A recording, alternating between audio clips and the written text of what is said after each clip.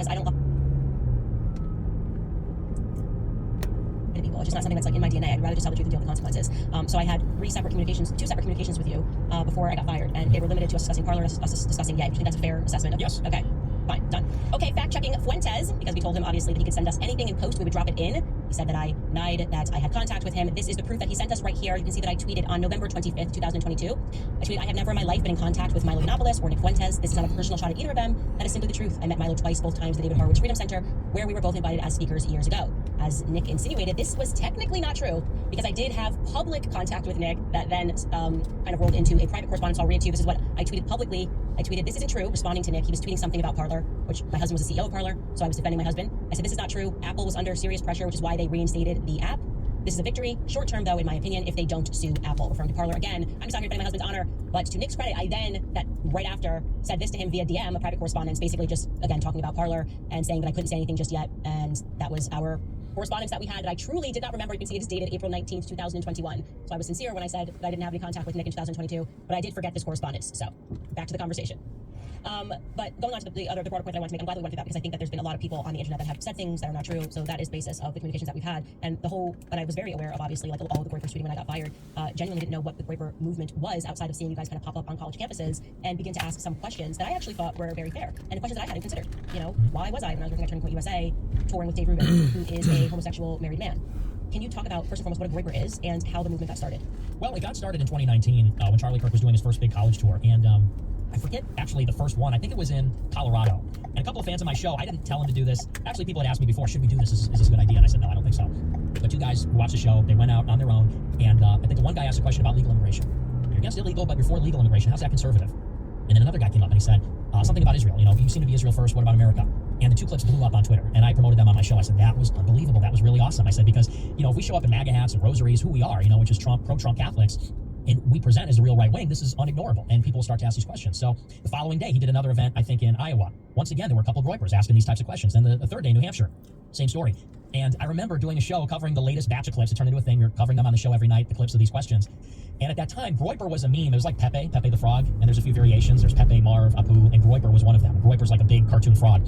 Why is it named Groyper? I don't know. I really don't know what Groyper means. It came from a Twitter account called That Groyper. He just named it Groyper. Okay, so it just doesn't mean anything. No, yeah, it was technically called Easter Toad, was the drawing, the proprietary drawing. But then some Twitter users started calling it Groyper. And at that time, you know, people would personalize the Groypers and make them an avatar. So, you know, they have different themes and different personalities. And Groyper became synonymous with like a far right, like retard. Like a Groyper was like, this guy is painfully, obnoxiously far right. Okay. And so I said on my show, imagine you're Charlie Kirk. You're standing up there on the stage sweating, and you have a line of Groypers asking you questions about the USS Liberty and dancing Israelis. I said, what must be going through his head? And ever since then, they took the Groyper standing upright, because the famous picture is he's sitting down like this, but they took a picture of the Groyper standing upright, and there was a meme at the time of Alex Jones walking down an alleyway. And they copy-pasted a bunch of Alex Jones. They said it was an army of Alex Jones. And someone took that meme and they did it with Groypers. They had an army of Groypers marching down the alley. And I said, that's us. That's the Groypers lining up to ask Charlie Kirk a question. So that's the origin of the name. Okay, interesting. I was always wondering, like, what does Groyper actually mean? And so it's a lot of people that have these anonymous accounts. And like I said, we'll show a clip of it, but I thought it was very interesting because it was, I guess, questions that I hadn't really grappled with, which is, I'm on stage, I'm saying that I'm a Christian, and yet I'm touring with somebody who is a homosexual married man. How do I reconcile that? And rather than kind of getting the answer, I think I particularly remember one clip with, what is his name? I'm totally blanking here. It's a Black Army vet. I know his name. Rob Smith. It was one with Rob Smith. And I think somebody shouted down the person and said that they were homophobic, that the question is homophobic. And at that moment I went, yeah, you can't do that. You got to actually answer the question. There could be an answer, but we can't be like the left and just calling people names because we don't maybe want to confront that there is some substance to this question. Mm-hmm. But then you guys kind of, or maybe it sounds like it did start as an online movement.